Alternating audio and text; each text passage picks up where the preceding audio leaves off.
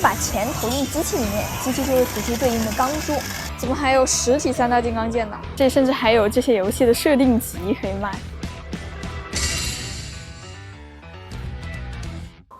嗨，今天的视频跟平时有一点不一样，因为我现在所在的地方是日本。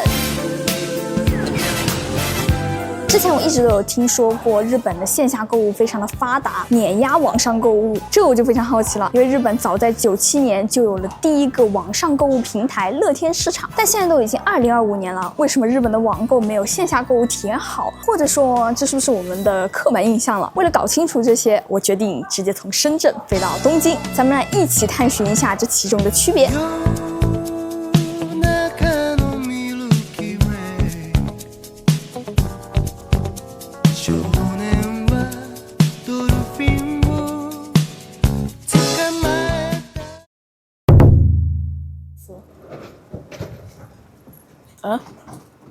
不是，我靠，好吓人！欢乐谷效应了，兄弟们，好吓人呐！这是什么东西？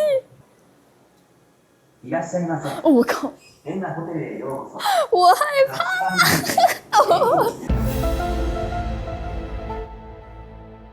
Look at my eyes！ 哇，这个房间不是这跟订酒店的时候的那个图片差距也太大了吧！我的天，这太小了，这房间。再去看一下洗手间，日本真的是再小的空间，它一定要有浴缸。这一次呢，我还特意设置了一些挑战项目，我倒要看看传说中这么强的线下购物到底有没有这么牛逼。就比如说这个产品的种类，像平时我们在网上几乎什么东西都可以买得到，但是在日本线下的话，它购物也能这样子吗？嗨，今天是我们来到日本的第2天。现在我所在的位置呢，就是新宿的 Big Camera 前面，这应该也算是日本最大的这种连锁商场之一了。它这有点像是10几年前就是国内的那种大型综合商业体，就里面有日用品啊，有服装啊，然后还有电器啊这些。今天我们就要来挑战一下，看这边的产品种类到底全不全，然后线下购物的体验到底怎么样。那我们现在就直接出发。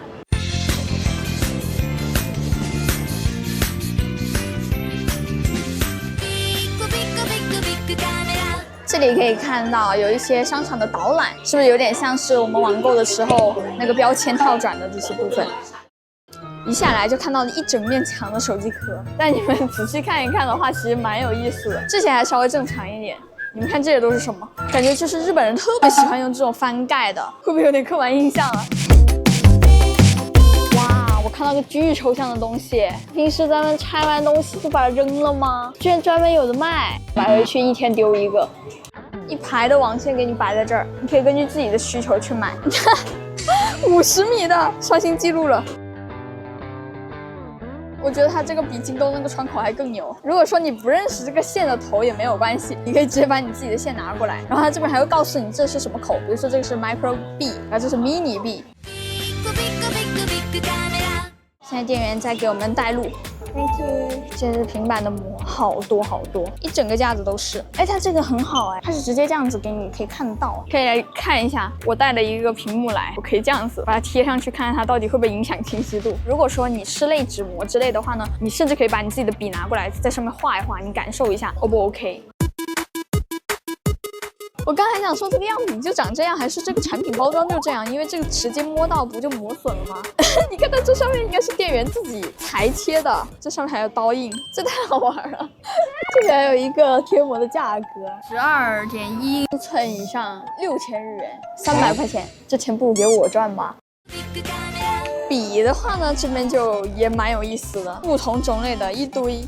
这种叫什么？感觉10年前的。对，就很像10年前的产品，布料的一个头。哦，这个是什么东西？你看，是我以前看过，但是从来没有买过的品种。而且我发现一个很搞笑的事情，我甚至可以拿着这个笔过来这边，然后你可以在这上面直接写。你别说这个手感蛮奇妙的。不知道你们透过我的镜头能不能感觉得到，就是这边有一种看不过来、眼花缭乱的感觉。但你说它这个产品种类呢，一点都不输线上的体验，真的非常非常的全。我现在在手机专柜这边，然后看到了有 OPPO 和小米的这个展区，这两边的2个品牌都有旗舰机在售卖，上新速度也不算特别的慢哦。因为小米15 Ultra 的话是大概是3月份的时候上的嘛，但是在柜台已经可以看得到了。给你们看一下这个价格，1T 的这个小米呢要1万多块钱 ，OPPO 这边上的就比较慢一点。这里的话就是 OPPO Find X8，然后我想看看这里有没有X8 Ultra， 但是好像还没有。其实之前我就老在网上刷到说日本有很多古早手机，或者是那种低配高价的手机还有在卖。这次呢，我也特意去找了一下，你还真别说啊，真给我看到了有意思的啊！这是什么古早机器啊？怎么还有实体3大金刚键呢？电话、主页、信息，哎，这不会是指纹解锁按键吧？这有个语音按键。没想到在日本还有这么大的华为的柜台，然后种类还挺丰富的。除了没有手机以外，像什么手表、平板，甚至我还看到了眼镜。不是，怎么他们还有购入特点呢？哎，那如果这个时候我想要买一些网红同款好物，或者说是用的比较少的这些产品的话呢，体验会怎么样？我就找了一个桌面吸尘器，较少见，但是还不算说特别难找的一个东西。那我就去找人工智能问一下有没有同款或者是比较类似的产品可以买得到。Excuse me, I'm looking for something like this, table cleaner. OK.Thank you。刚刚的阿姨真的帮我找到了同样的桌面清理器，虽然不是完完全同款哈，就只能买到类似的商品，所以说可能你真的想要买到一模一样的就比较难了，在线下你只能找类似的。这个机器刚刚就那个阿姨帮我查了很长时间，打了半天字跟我说这一个产品是一次性付清，然后没有保修的。如果说我拿回去发现它坏了，那也是没有办法的事情。看起来有点辣，请问您什么时候更新？这里呢就是《铃芽之旅》里面著名的打卡地御茶水。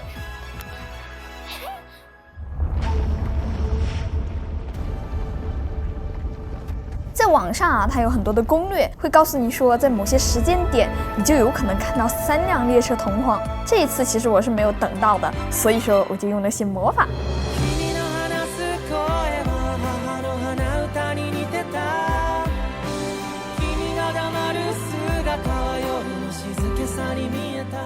怎么样，喜欢吧？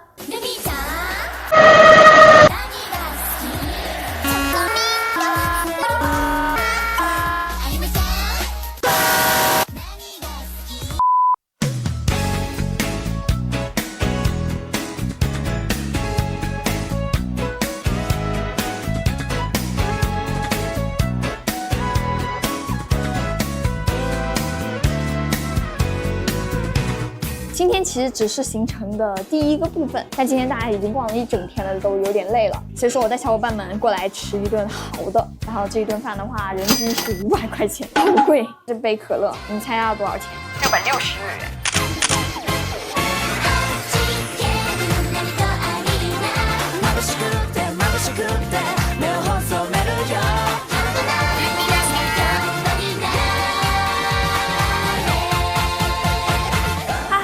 今天是我们到日本的第3天，然后我们特意找了一家非常特别的店，它楼下呢就是卖一些中古游戏机，但是楼上有一些成人向的产品，那我们就一起去看一下吧。上面这些东西想必大家一定不感兴趣吧，所以说我就给大家打码，然后跟大家简单的描述一下吧。这里成人的部分分成了2层，上面这一层呢是真人的成人电影，那这一层呢就都是成人动漫或者是成人游戏。然后这里的这些游戏其实跟我们平时玩的游戏很像，然后像这个的话就是 PS3、PS4，这里甚至还有这些游戏的设定集可以卖，就是它也会有这种一盒一盒装的这种带特点的，还蛮有意思的。而且它这里的游戏也不完全都是那种很露骨的，也有一些只是比较擦边，可能还达不到18禁的游戏。小伙伴这里看到了一个很抽象的东西，然后刚查了一下，是把三国里面什么张飞啊这些全部萌娘化的一个游戏，太抽象了。刚才的那一层呢，全部都是成人动漫游戏，那现在的这一层呢，就全部都是真人电影了。然后他们这里的货架分类呢，会写上公司的名字，然后以及公司旗下的艺人们。不过说到日本的成人电影产业啊，其实有一个很反直觉的点，就是日本法律里面呢，其实是把这个公然陈列猥亵物是定为犯罪的。所以说理论上卖这些成人电影肯定是犯罪的，但在执行上呢，你只要把关键部位打上马赛克，它就很神奇的被避免认定为淫秽物品了。这也算是日本在法律的灰色地带下，社会各方博弈的一个结果了。还有一个很有意思的地方，大家平时下载学习资料的时候都会有一张封面图嘛，那实际上呢就是这里这个实体盘的封面，不过啊封面还是得以实物为准。接下来这些就是一些用品了，前面的这一个柜子都是普通的杯子，但你们看后面的这一排，太离谱了，这些都是明星的同人作品。有意思的地方逛完了，那现在呢我们去看点能给大家放的。带你们进来看一下，这里都有一些什么中古机器 GBA， 然后还有 Game Boy， 但是你们看这里的价格，这个皮卡丘的要卖1万多块钱。老的 Wii 也有，不带像说的 Junk， 这个应该就是已经开不了机的了。哦，这个 GameCube 有点想搞一台回去，虽然它是垃圾。然后这边还有很多的游戏卡带，哇，真的巨多。这个篮子里面放了一堆最老的那一代 PS3， 垃圾扔在这里。然后你们可以看到这些没有像说的 PSP 呢，它拿一个塑料盒子这样装着的，其实也蛮好的，这样就防止别人翻来翻去的时候给弄坏了。而且二手线下还有一个好处，就是我可以直接看到这个机器的成色，你不知道你的卖家说的9成新跟你的9成新是不是同一种9成新。就比如说你们觉得这个是几成新，女生自用997。这后面这些呢，就是全世界卖的最好的游戏主机 PS2。不过我们再看一下这个价格，属于是不坑穷人了。它那个标签就等于像是我们去逛二手平台的时候写的什么微侠呀、遥感漂移啦之类的。哎，好家伙，这是啥呀？哇，这样的封面版太经典了！雷娘、去喵，必须带走这个。路过这里看到一家白青哥，这应该是日本蛮出名的一个娱乐项目。今天呢就是正好路过，我们进去看他是怎么玩的。衷心劝告所有小伙伴不要赌博。首先进到店里，给我的第一感觉就是非常的吵。其实白青哥的玩法很简单，直接把钱投进机器里面，机器就会吐出对应的钢珠。扭动这里呢，钢珠就会从机器的一侧弹出，扭得越大力，钢珠弹的也就越远。当钢珠掉进中间这里的时候，就代表中奖了。实际上在玩的时候，就是你的手一直抓着这个旋钮，一直保持住，没有什么技巧或者是策略啊。等想要结束了，就可以带着你剩下的所有钢珠到前台兑换奖品。有意思的是，在日本的法律里面是禁止赌博的，所以这些钢珠，百青哥的店家是绝对不可能给你兑换成钱的，就只会给你这样子的纪念品，一个银块，它本身也不值钱，但在这个店铺周围大概50米左右的地方，就可以把它以远超实际价值的价格卖掉。严格来说，百青哥的店家也确实没有开展赌博，他们只是卖你一个普通的纪念品，但这个纪念品又能很轻松的兑换成钱，所以所有人心知肚明的是，这其实就是赌博。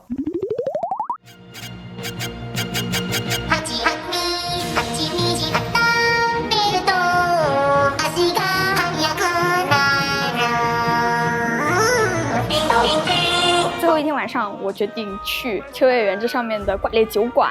然后同一栋大楼里面其实还有这个 FF 的咖啡厅，还是拿着前年在这里拿到的这个几张卡。我们待会儿就上楼去。我们现在到了。这是我2年前来的时候获得的一张 stamp card，10个的话就可以换一个这个亚克力的立牌。如果一张就只能换一个这种小卡，那我肯定要攒多一点喽。首先就是每个人都会有一个这个盲盒杯垫，抽出来是什么龙呢？完全看随机。这个说明书呢写的是怪物猎人酒吧入门书，后面就有非常有意思了。结账时向每人收取桌费，作为回报，每个人将获得登录奖励。所以说这个是游戏里面你每天登录的时候会有的那个登录奖励。总结一下今天在这家怪猎酒馆的体验，哪怕是带你不玩怪猎的朋友一起来，也是非常不错的，非常的有氛围感。店里面的装潢和菜品都会随着新作发售而更新。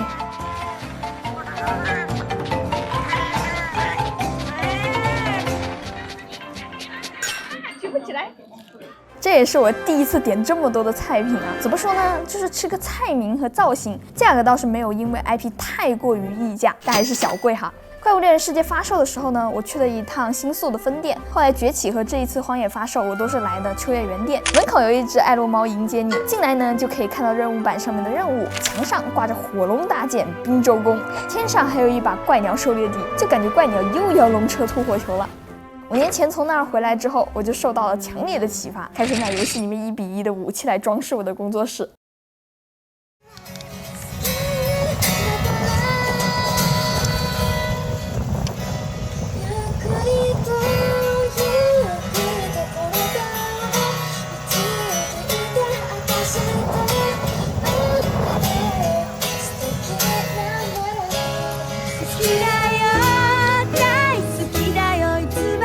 这一次日本之行也告一段落了，但这一次我是抱着一个观察的心态，让我发现了不少之前在旅游的时候没有注意到的地方。在出发之前，其实我也好奇过，日本为什么总是给我们一种守旧的刻板印象呢？那我觉得这一次来到东京，我也有一点新的想法了。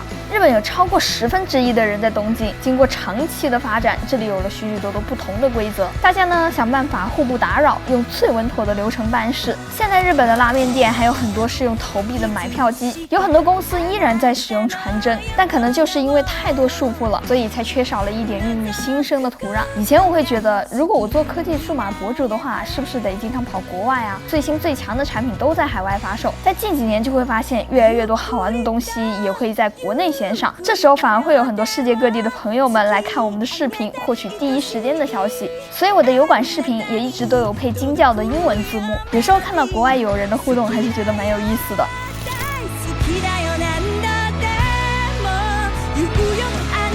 还有个好玩的，我把申根还有英签美签都搞定了，但是之后大家有什么想要看的好玩的东西，我也可以直接飞过去带大家一起看看。